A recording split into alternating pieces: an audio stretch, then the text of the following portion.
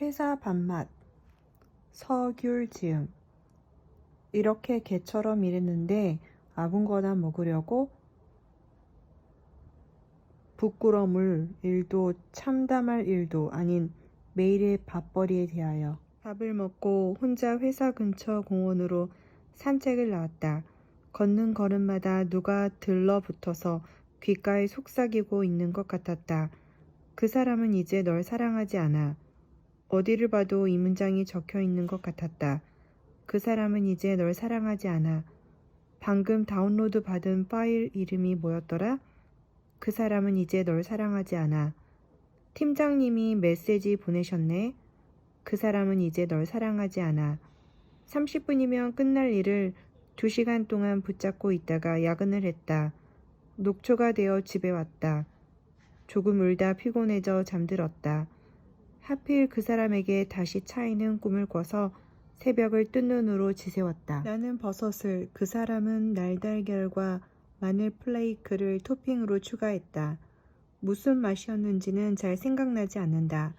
다만 기억나는 것은 그가 수저를 놓아주던 중에 서로의 손가락이 스쳤던 감각. 까슬했지, 따뜻했고, 이제 와서 그 감각이 선연해서 죽을 것 같았다. 인생 최초의 시련은 방학 때여서 일주일을 방 안에만 누워 있었다.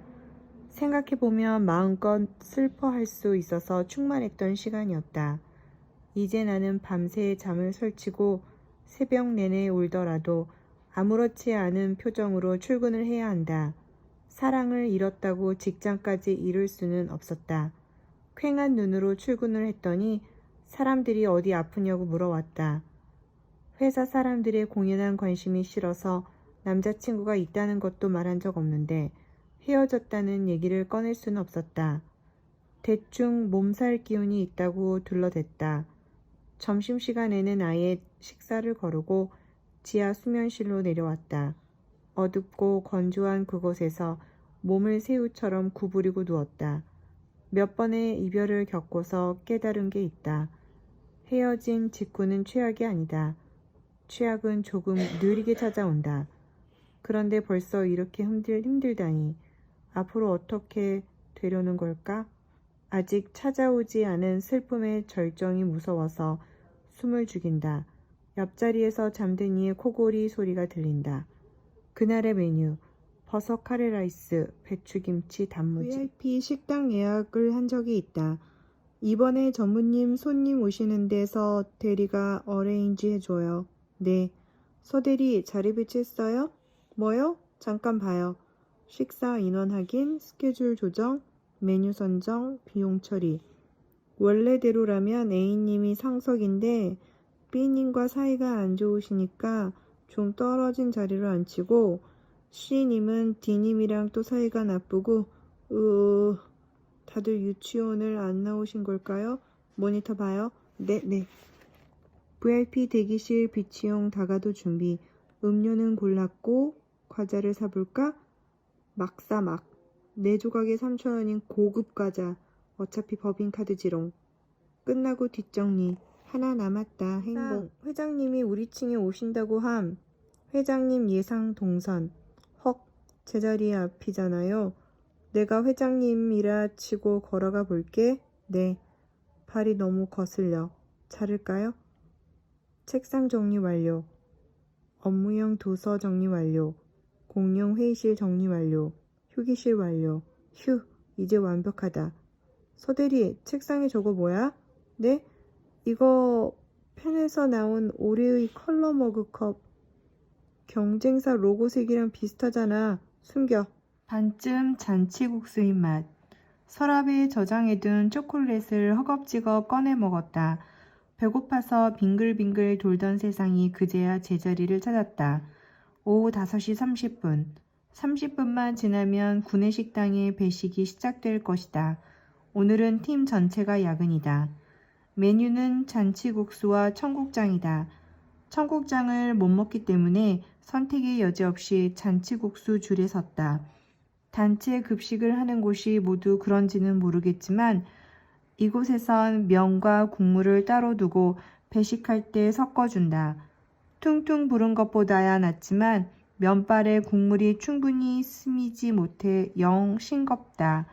그나마 계란지단과 김가루, 잘게 썬 김치 등의 고명이 있어서 겨우 간간하게 먹는다. 맛이 있는 둥 마는 둥 했지만 호록호록 바닥의 국물까지 다 마셨다. 먹어야 늦게까지 일을 할 수 있다. 우리 오늘 몇 시에 집에 갈 수 있을까요? 청국장에 마른 밥을 입에 넣으며 팀원이 말했다. 물음표를 달았지만 궁금해서 물어보는 것이 아님을 모두가 알고 있었다. 8시? 9시? 10시? 제각기 퇴근 희망 시간을 답했다. 밥을 먹고 바로 의자에 앉으니 소화가 잘 안 되는 느낌이다. 속이 더부룩했다. 방귀도 나온다. 몰래 끼다가 안 되겠어서 화장실에 다녀오는데 엄마에게서 전화가 왔다. 집이야? 아니, 아직 퇴근 못했어. 고생하네. 엄마가 회사에 전화해서 나 야근 시키지 말라고 좀 말해줘. 엄마가 깔깔 웃었다. 옆에서 듣다가 전화를 바꿔받은 아빠는 안절부절 못하는 말투로 일이 많을 때가 좋은 거라고 말했다. 야근이 싫다는 이유로 내일이라도 직장을 때려치울까봐 걱정이 되시는 모양이다. 자리로 돌아오는 길에 은행 어플에 접속해 남은 주택 대출금을 확인했다. 금방 갚을 수 있다. 27년만 더 일하면 내친 김에 홈 CCTV 어플도 켰다. 이불에서 자고 있는 고양이 2마리가 보였다. 웅크린 모습이 마치 똥 같았다. 잠깐 웃었다. 밤 10시를 넘겨도 일이 끝나질 않았다. 가슴이 답답하고 자꾸 트림이 나왔다.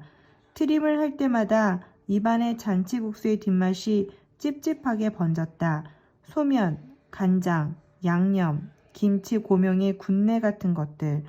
문득 이제 잔치국수라고 하면 엄마가 만들어준 것보다 이 반쯤 소화된 구내식당의 국수 맛이 먼저 떠오를 것 같다는 생각이 들었다.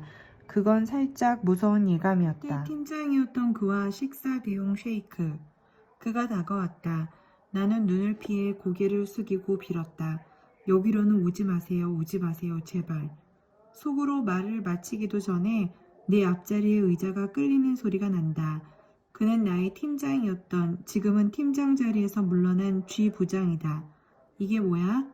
그가 턱으로 내 앞에 놓인 페트병을 가리켰다. 식사 대용 쉐이크요. 아, 리퀴드밀? 뭔 말인지 잘 몰랐지만 고개를 끄덕였다. 요즘 아침 식사를 제대로 챙기기 힘들어서 먹기 시작한 제품이었다. 페트병에 곡물가루가 들어있고 거기에 물을 넣어 먹는데 미숫가루 맛이 난다. 역시 밀레니얼 세대네. 밀레니얼 세대와 식사 대용 쉐이크가 무슨 상관인지 싶었지만 그냥 웃었다. 웃어야 할 것 같아서였다. 그리고 입을 다물었다. 텅텅 빈 휴게실에서 굳이 내 앞자리에 앉았다는 건 나와 대화가 하고 싶다는 의사표현인 것 같은데 그 의사에 답해주고 싶지 않았다. 그는 내가 입사할 때부터 팀장이었고 한때 임원 후보군에도 오를 만큼 잘 나갔으나 야심차게 사내벤처 아이템을 맡아 부서를 나갔다가 화려하게 말아먹었다. 1년 만에 다시 돌아왔을 때 이미 팀장 자리는 모두 차 있었고 그를 반겨주는 팀은 없었다.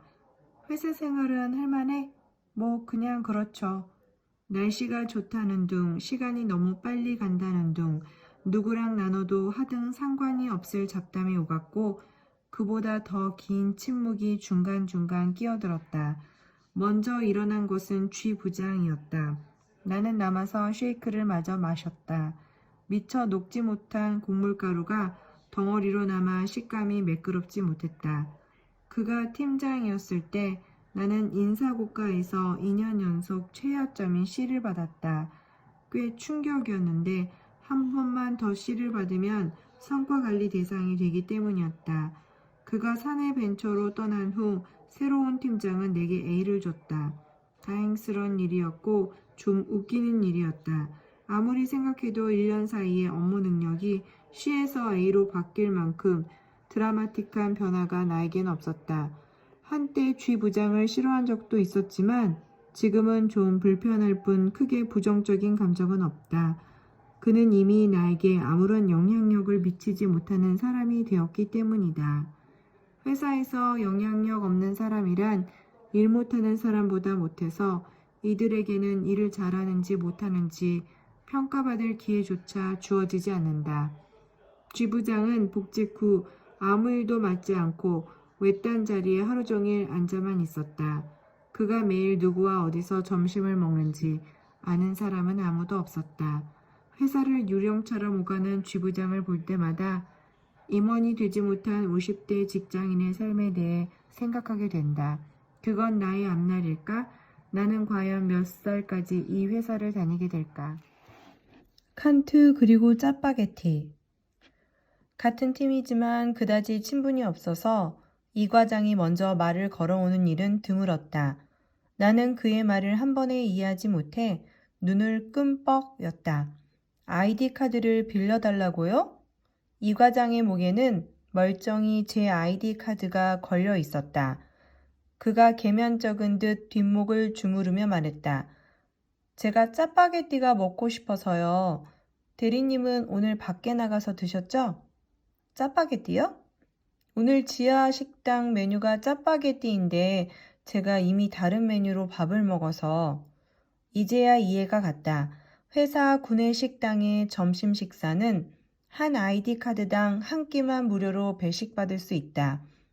오늘 나는 밖에서 돈가스를 먹고 왔으므로 구내 식당의 아이디 카드 기록이 남지 않았다. 이 과장은 제 몫의 밥을 먹고도 짜파게티를 먹고 싶어서 내게 부탁을 해온 것이다. 흔쾌히 목줄을 건네줬다. 그는 점심시간이 15분밖에 안 남았다며 걸음을 서둘렀다. 멀어지는 뒷모습이 기뻐 보였다. 짜파게티를 굉장히 좋아하는 모양이네. 저렇게까지 먹고 싶어하는 게 의외여서 신기했다. 이 과장은 규칙을 중요하게 생각하는 사람이다.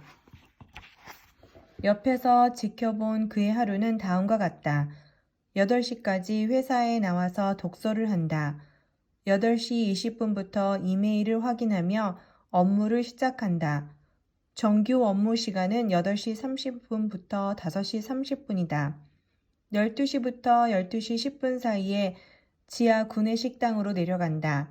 메뉴는 언제나 탕, 찌개로 구성된 한식 메뉴를 먹는다.